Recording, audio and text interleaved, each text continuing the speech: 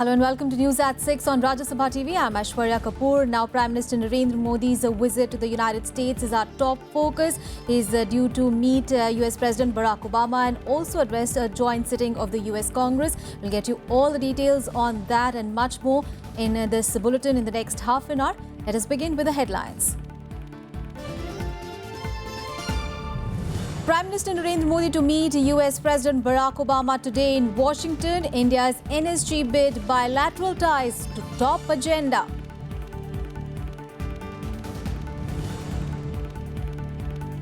RBI keeps key rates unchanged in its bi-monthly monetary policy review. Sensex reacts positively, ends the day above 27,000 points.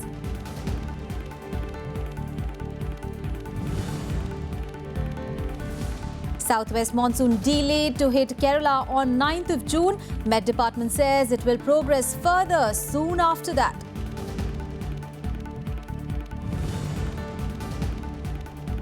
An Associated Press survey puts a former US First Lady Hillary Clinton with the reach of a Democratic presidential nomination. Rival Sanders says declaration a rush to judgment. Our top focus, Prime Minister Narendra Modi is in the US on the fourth and penultimate leg of his five-nation tour. Now, a meeting with President Obama is one of the highlights of this visit. The scheduled 2-hour-long meeting will take place later today. Now, Prime Minister Modi is one of the few world leaders that President Obama has invited to the White House during his last few months in office.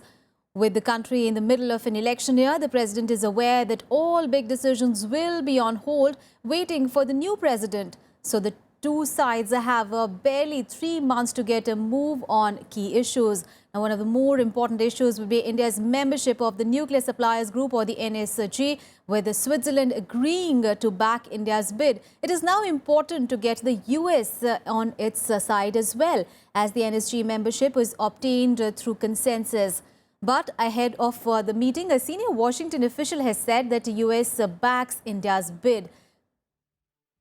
Now, Deputy National Security Advisor Benjamin Rhodes has said, and I quote him now, having gone down the path of the civil nuclear agreement with India and having invested a significant amount of time in building up our cooperation with India as it relates to nuclear security, quote unquote.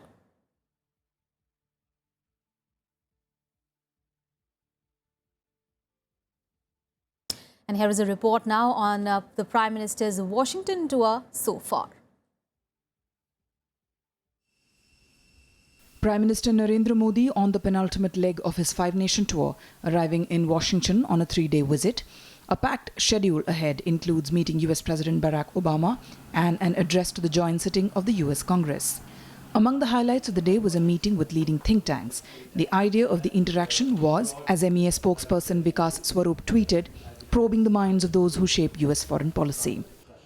The aim of the interaction was to understand from them how they see global trends in the coming years, the challenges, and what US and India could work together. Keeping in mind, if you recall, among the templates that the Prime Minister has articulated is what can US and India do together for the world? And that was really the theme.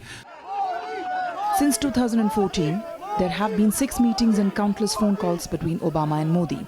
The significance of the growing India-US relations also highlighted by the fact that since assuming power, this is Prime Minister Modi's 4th visit to the US. Well, I think this visit offers an opportunity to highlight all the progress that's been made on the India-US relationship over the last 2 years. And I think this is partially because the two countries have converging security interests. Both countries are interested in hedging against China's rise and cooperating in the Indian Ocean region and the Asia-Pacific region. But also, I think the two leaders do have a chemistry. I think both leaders have taken a chance on each other, and the gamble has paid off. I think for Prime Minister Modi, he's going to be engaging with the key constituency for India. The US Congress, that's going to be a big feature of this visit. He's the other second area, the people who he's going to be engaging with are business leaders. He will want to make the case that his economic record from the last 2 years justifies optimism in the Indian economy. Some of them are not convinced. But I think primarily it is also the big constituency is kind of taking this forward with the administration, tying up some loose ends in terms of strategic issues, economic issues, as well as some values-based issues over the next few years. The Prime Minister also laid a wreath at the tomb of the unknown soldiers and paid homage to Indian-American astronaut, the late Kalpana Chawla, at Arlington National Cemetery in Washington. He also had a brief interaction with the Chawla family and senior officials from NASA. Modi also met Indian-American astronaut Sunita Williams at the Space Shuttle Columbia Memorial. I mean, I think everybody understands that space is a very common goal for both the United States and India, and I'm hoping that we'll be working together in the future. Later, the Prime Minister also attended a ceremony for return of idols with the US Attorney General at the Blair House. The Prime Minister highlighted the significance of heritage in strengthening relations between countries. दुनिया के देशों के साथ जो संबंध रहते हैं उसमें वर्तमान की बहुत बड़ी भूमिका होती है, लेकिन कभी-कभी हेरिटेज भी दो देशों को जोड़ने का एक अहम कारण बन सकता है. For this particular ceremony, 12 pieces were identified as being ready to be handed back to the government and people of India. And these are significant because some of them date back to 1,000 years from the period of the Chola dynasty. Some of them date back to more than 2,000 years, some terracotta pieces and others. The Prime Minister will also address the 40th AGM of the USIBC, that is the US-India Business Council, and meet US business leaders. Bureau Report, Rajya Sabha TV. Moving on to the other big story, while the Reserve Bank of India opted to keep interest rates intact in the second bi-monthly review of the monetary policy on Tuesday, the central bank chose to gauge inflationary pressures and maintained a hawkish position. However, RBI also affirmed its commitment to maintain an accommodative stance. A status quo on interest rates means that loan EMIs are unlikely to fall anytime soon. RBI Governor Raghuram Rajan kept the repo rate, or the rate at which the central bank lends money to the banks, unchanged at 6.5% and the reserve repo rate at 6%. The RBI also kept the cash reserve ratio, the proportion of deposits banks have to keep aside with the RBI, also unchanged at 4%. Rajan cited several uncertainties regarding price trends, including a rebound in oil prices and the implementation of the 7th Pay Commission, but exuded confidence that an above-normal monsoon could contain inflation. We would watch macroeconomic and financial developments in the months ahead with a view to responding as space opens up. Now, incoming data since then show a sharper than anticipated upsurge in inflationary pressures emanating from a number of food items, as well as a rise in commodity prices. Analysts feel that the monetary policy announcement was on expected lines. Spurt in consumer price inflation in April to 5.39% from 4.83% in March prodded the RBI to maintain status quo. Even wholesale price inflation turned positive after a gap of 17 months, rising 0.34% year-on-year in April against minus 0.85% in March. His first priority is to maintain that inflation, though it has been under control. But the economy, if there is a good check in inflation, it will definitely send a good incentive for people to deposit money in the bank. RBI also expressed concern on the continuing weakness in private investment. Indian economy grew at a stellar 7.9% in the last quarter of 2015-16. However, the worrisome part of the economy was that gross fixed capital formation, a proxy for investment, contracted 1.9% in the fourth quarter of 2015-16. Corporate India feels that higher interest rates are leading to lower investments by corporate companies. There could be a shortage of liquidity in the market, and then the industry will come under pressure again new investment is already not coming in the market, and even the existing industry may suffer. RBI has pegged economic growth at 7.6% and retail inflation target at 5% for January 2017. The central bank maintained that the government's reform measures on small saving rates, combined with the RBI's refinements in the liquidity management framework, would help the transmission of past policy rate reductions into lending rates of banks. The Reserve Bank of India has cut key policy rates by 1.5 percentage points since January 2015, but home loan borrowers have got only around one-third of the benefit from commercial banks. Kriti Mishra, Rajya Sabha TV. And the stock markets today welcomed RBI's decision to keep key interest rates unchanged, closing the day's trade on a positive note. While the BSE benchmark's Sensex closed on a 7th-month high of 27,000 points, surging more than 232 points.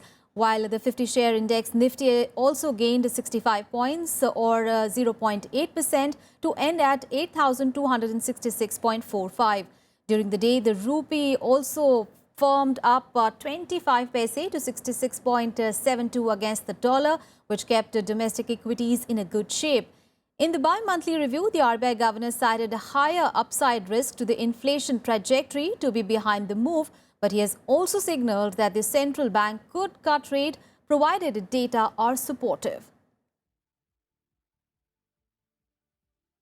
On to some other news. In the Supreme Court on Tuesday refused to order a CBI probe into the Mathura violence that left 29 people, including 2 policemen, dead. The apex court said it is not inclined to pass an order without any evidence that suggests that there was a lapse on the part of the state investigating agency. It asked the petitioner to approach the Allahabad High Court for a remedy. The bench also asked the petitioner to withdraw the petition. The apex court had yesterday agreed to hear the plea, which had sought an urgent hearing, saying that a CBI probe was necessary, looking at the gravity of the violence. The incident took place on 2nd of June when the UP police stormed into Jawahar Bagh to remove squatters who were illegally occupying the government land for the past 2 years. I argued that their evidence is being destroyed and there is total nexus between this gang and the UP government. Honorable Supreme Court, after hearing, observed that because this matter is already pending in the Allahabad High Court and this park was being evicted by the order of the High Court, so better to move High Court. Tomorrow I will put. Well, the Indian Met Department today said that the southwest monsoon is likely to hit Kerala on 9th of June. Weather officials said that monsoon is strengthening over the Arabian Sea and there has been favourable developments in the last 48 hours. Meanwhile, rains lashed many parts of Tamil Nadu over the last 24 hours, accompanied by lightning and thunder.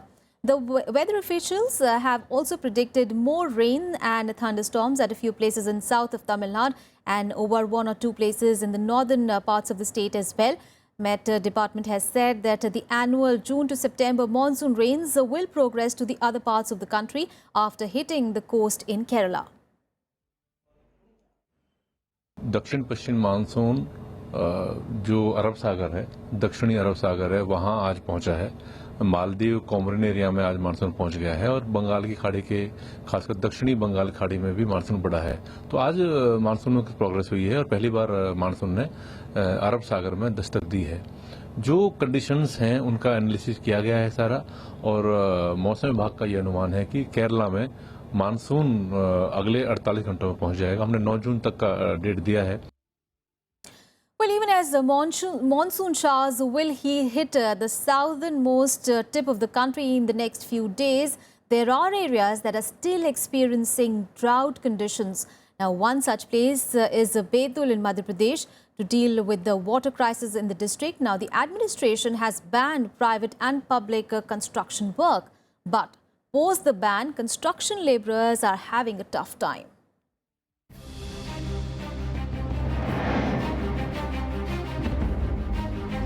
The administration in Betul has ordered a halt on all construction work in the district due to the water crisis.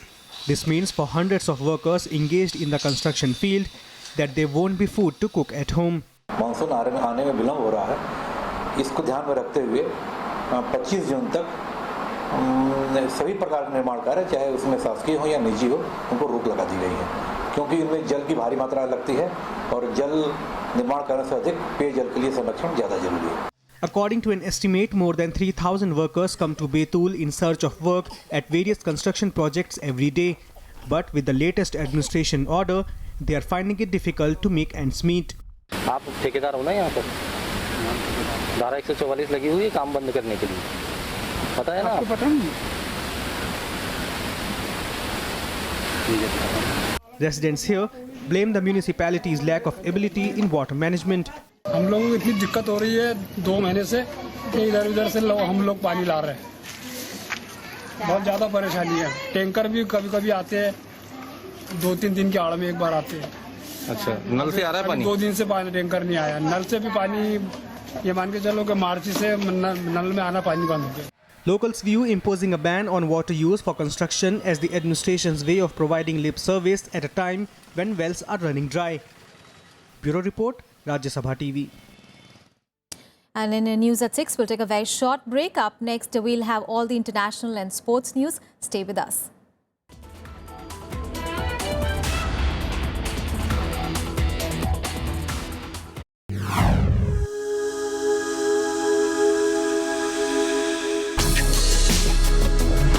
Tales that inspire. Stories of social change. A salute to diversity. Promoting public discourse. Events that motivate. Inspiring the innovative spirit. Watch Rajya Sabha television documentaries. Mondays, Tuesdays and Wednesdays at 10:30 p.m.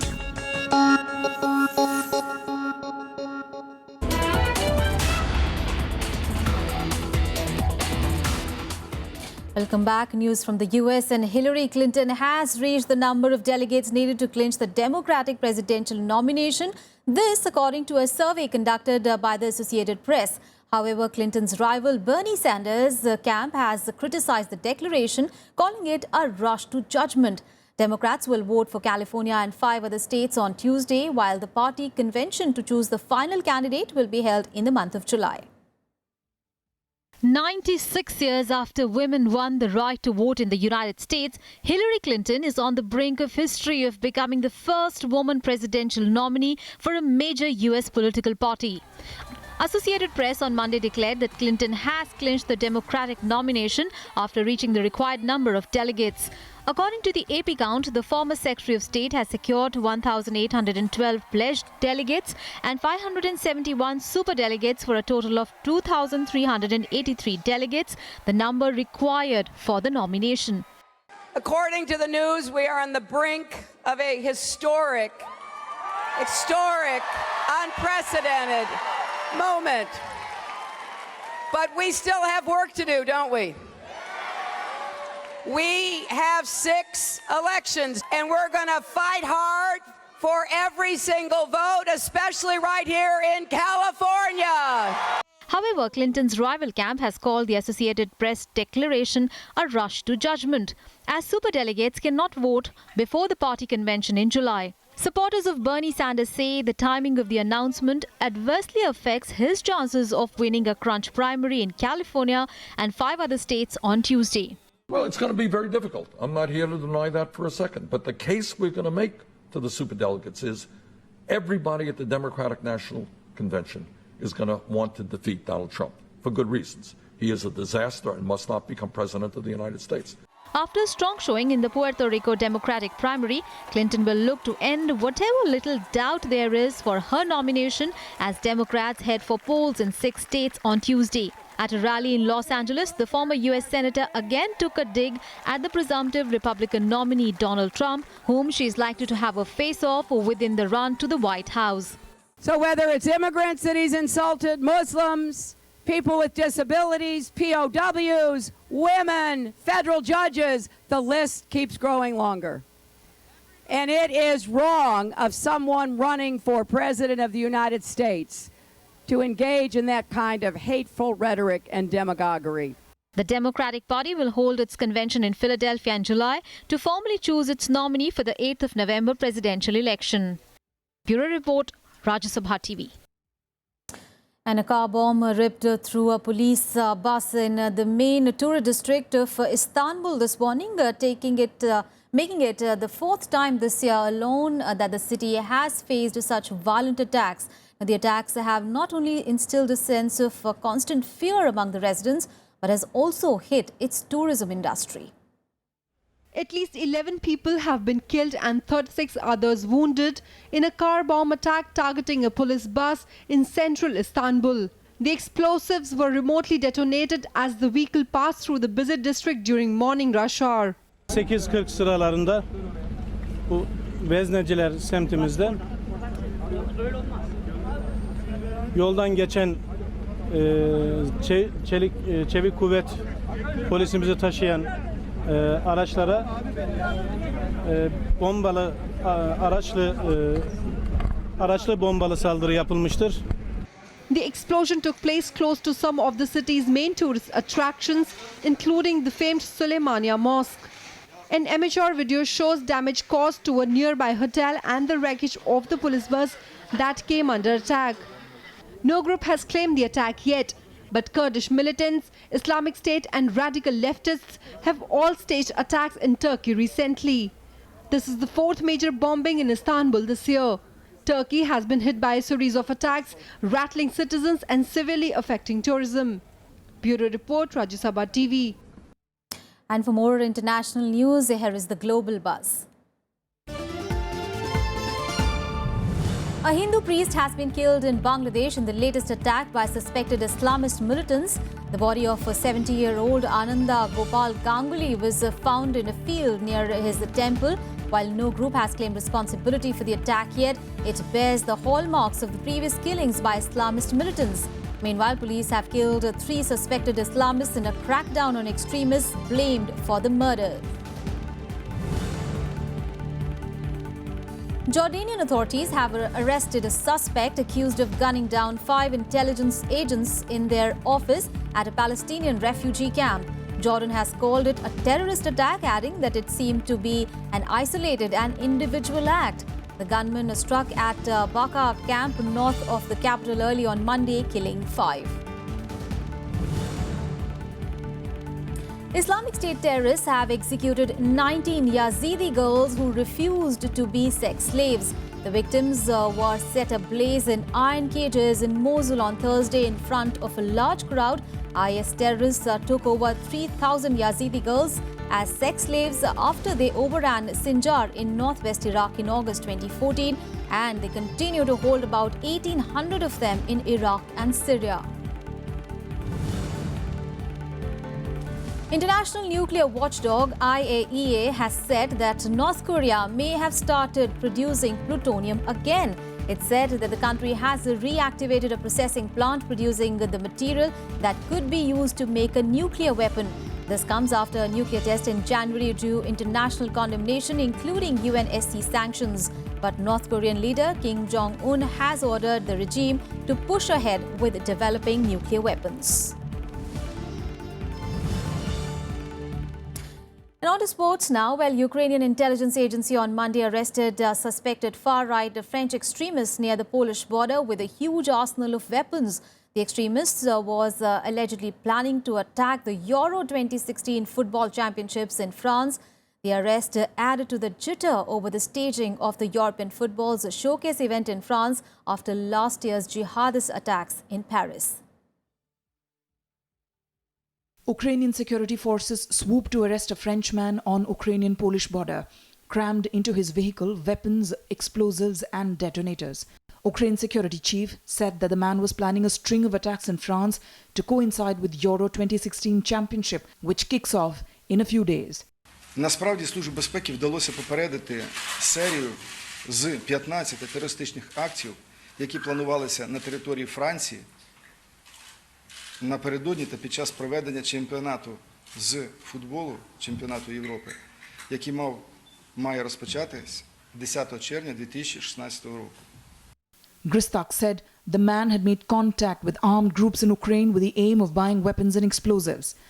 грудні 2015 року нам стало відомо про те, що в Україну прибув громадянин Франції, який під виглядом волонтерської діяльності почав встановлювати контакти з рядом представників військових формувань, обіцяв привозити спорядження і багато чого іншого. Але в процесі подальшого спілкування він почав проявляти інтерес до того, чи можна в Україні закупити зброю, вибухівки і інші засоби ураження. Talking to the media, the Paris police prefect said that there was no specific threat against any Euro 2016 team and that it was not clear if the tournament itself was being targeted.